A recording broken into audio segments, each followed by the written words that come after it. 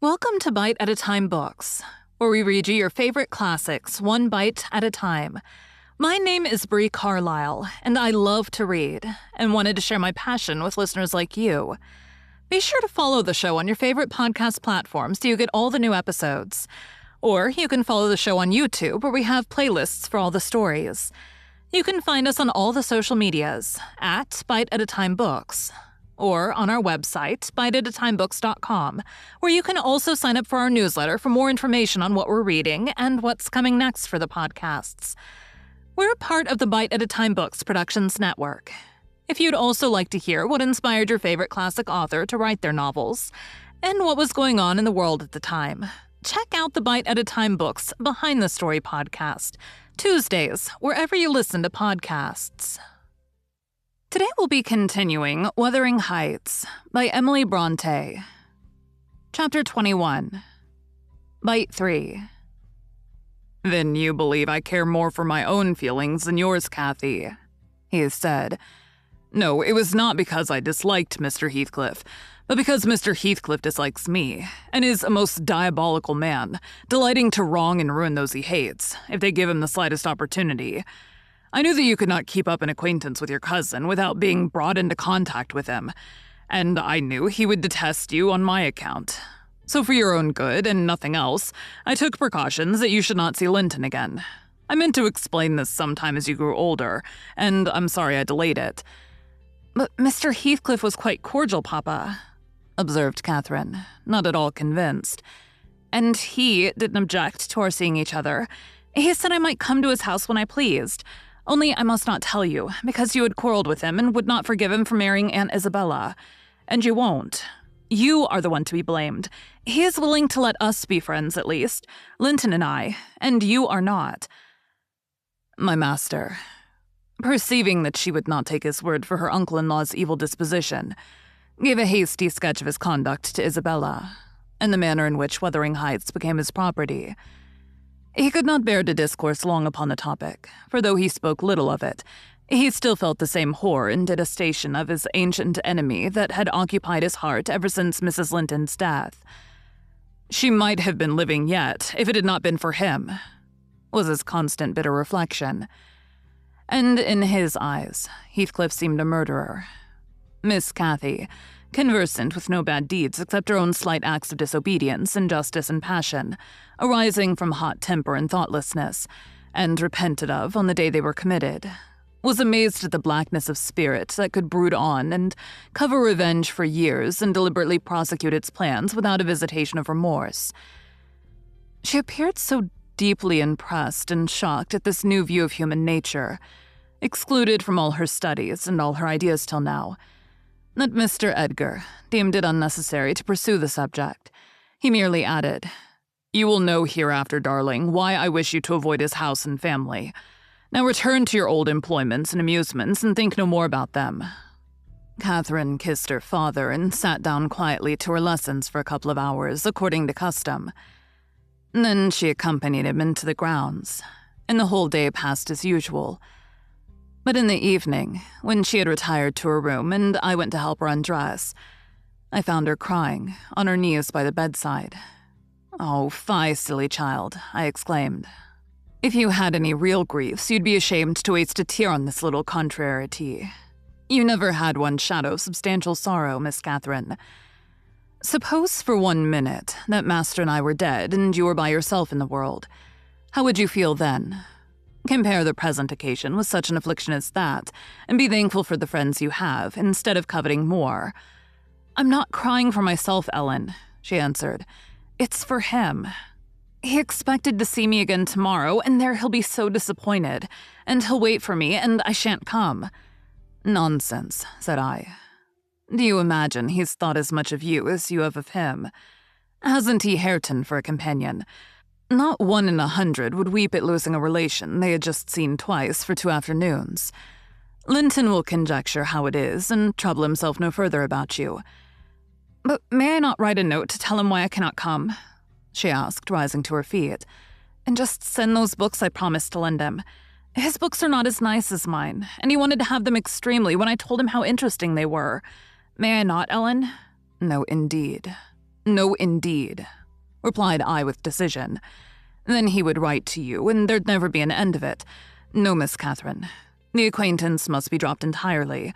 So Papa expects, and I shall see that it is done." "But how can one little note—" she recommenced, putting on an imploring countenance. "Silence," I interrupted. "We'll not begin with your little notes. Get into bed."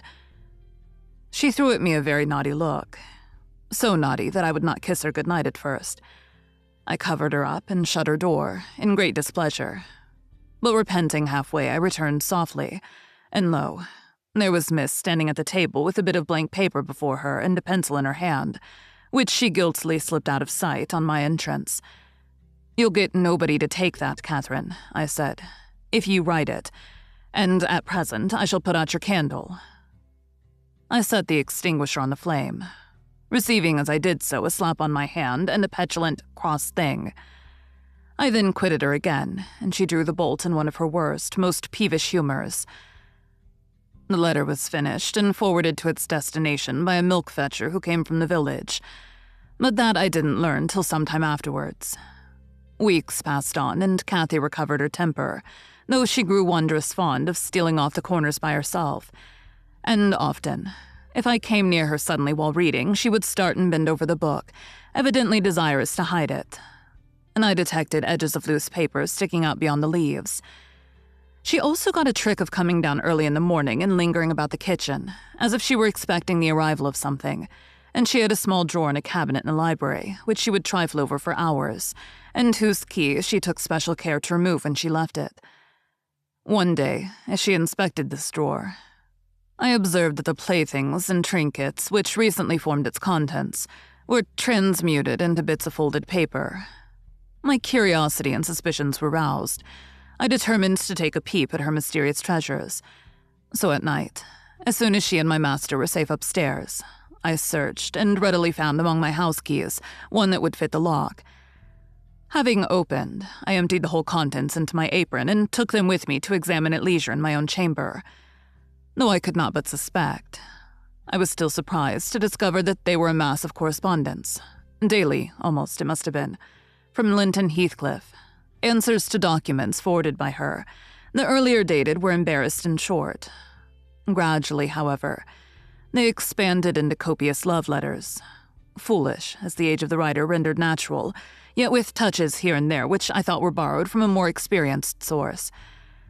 Some of them struck me as singularly odd compounds of ardor and flatness, commencing in strong feeling and concluding in the affected, wordy style that a schoolboy might use to a fancied incorporeal sweetheart. Whether they satisfied Kathy, I don't know, but they appeared very worthless trash to me. After turning over as many as I thought proper, I tied them in a handkerchief and set them aside, relocking the vacant drawer. Following her habit, my young lady descended early and visited the kitchen. I watched her go to the door on the arrival of a certain little boy, and while the dairymaid filled his can, she tucked something into his jacket pocket and plucked something out. I went round by the garden and laid wait for the messenger, who fought valorously to defend his trust, and we spilt the milk between us. But I succeeded in abstracting the epistle and threatening serious consequences if he did not look sharp home. I remained under the wall and perused Miss Cathy's affectionate composition. It was more simple and more eloquent than her cousin's, very pretty and very silly. I shook my head and went meditating into the house. The day being wet, she could not divert herself with rambling about the park, so at the conclusion of her morning studies, she resorted to the solace of the drawer. Her father sat reading at the table, and I, on purpose, had sought a bit of work in some unripped fringes of the window curtain, keeping my eyes steadily fixed on her proceedings. Never did any bird flying back to a plundered nest, which it had left brimful of chirping young ones, express more complete despair in its anguished cries and flutterings than she by her single O, and the change that transfigured her late happy countenance. Mr. Linton looked up. "What is the matter, love? Have you hurt yourself?" he said. His tone and look assured her he had not been the discoverer of the hoard. "No, Papa," she gasped. Ellen, come upstairs. I'm sick." I obeyed her summons and accompanied her out. "Oh, Ellen, you have got them," she commenced immediately, dropping on her knees when we were enclosed alone. "Oh, give them to me, and I'll never do so again. Don't tell Papa. You've not told Papa, Ellen. Say you have not. I've been exceedingly naughty, but I won't do it any more." With a grave severity in my manner, I bade her stand up. "So," I exclaimed, "Miss Catherine, you are tolerably far on, it seems. You may well be ashamed of them. A fine bundle of trash you study in your leisure hours, to be sure. Why, it's good enough to be printed. And what do you suppose the master will think when I display it before him? I haven't shown it yet, but you needn't imagine I shall keep your ridiculous secrets. For shame. And you must have led the way in writing such absurdities. He would not have thought of beginning, I'm certain." I didn't, sobbed Kathy, fit to break her heart. "I didn't once think of loving him till—" "Loving," cried I, as scornfully as I could utter the word. "Loving. Did anybody ever hear the like? I might just as well talk of loving the miller who comes once a year to buy our corn. Pretty loving indeed, and both times together you've seen Linton hardly 4 hours in your life. Now here is the babyish trash. I'm going with it to the library, and we'll see what your father says to such loving." She sprang at her precious epistles, but I held them above my head. And then she poured out further frantic entreaties that I would burn them, do anything rather than show them. And being really fully as much inclined to laugh as scold, for I esteemed it all girlish vanity, I at length relented in a measure and asked, "If I consent to burn them, will you promise faithfully neither to send nor receive a letter again, nor a book, for I perceive you've sent him books, nor locks of hair, nor rings, nor playthings?" "We don't send playthings," cried Catherine, her pride overcoming her shame. "Nor anything at all then, my lady," I said. "Unless you will, here I go. I promise, Ellen," she cried, catching my dress. "Oh, put them in the fire. Do. But when I proceeded to open a place with the poker, the sacrifice was too painful to be borne. She earnestly supplicated that I would spare her 1 or 2. 1 or 2, Ellen, to keep for Linton's sake. I unknotted the handkerchief and commenced dropping them in from an angle, and the flame curled up the chimney. "I will have 1, you cruel wretch!" she screamed, darting her hand into the fire, and drawing forth some half-consumed fragments at the expense of her fingers. "Very well. And I will have some to exhibit to Papa," I answered, shaking back the rest into the bundle and turning anew to the door. She emptied her blackened pieces into the flames and motioned me to finish the emulation. It was done. I stirred up the ashes and interred them under a shovelful of coals, and she mutely and with a sense of intense injury retired to her private apartment. I descended to tell my master that the young lady's qualm of sickness was almost gone, but I judged it best for her to lie down a while. She wouldn't dine, but she reappeared at tea, pale and red about the eyes, and marvelously subdued in outward aspect. Next morning I answered the letter by a slip of paper, inscribed, "Master Heathcliff is requested to send no more notes to Miss Linton, as she will not receive them." And thenceforth the little boy came with vacant pockets. Thank you for joining Bite at a Time Books today, while we read a bite of one of your favorite classics. Again, my name is Bree Carlile, and I hope you join us tomorrow for the next bite of Wuthering Heights. If you enjoyed our show, be sure to follow us so you get all the new episodes. We would also love for you to drop us a rating on your favorite podcast platform. You can catch us on all the social medias at Bite at a Time Books, or check out our website, biteatatimebooks.com, where you can sign up for our newsletter. Our show is part of the Bite at a Time Books Productions Network. If you would also like to hear about the authors who write the books we read on the show, check out the Bite at a Time Books Behind the Story podcast, wherever you listen to podcasts, or on biteatatimebooksbehindthestory.com.